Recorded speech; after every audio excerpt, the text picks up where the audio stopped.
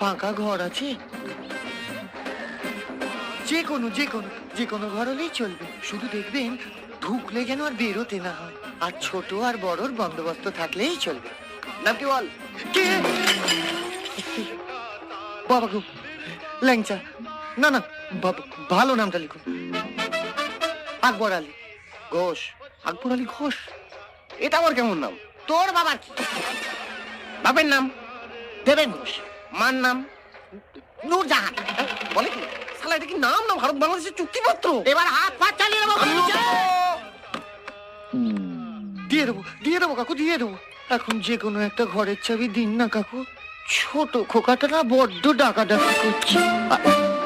আর আমি যে এখানে আছি না, কাউকে বলবেন না কিন্তু, হ্যাঁ? দুটো কাপের দাম দিয়ে দেবো।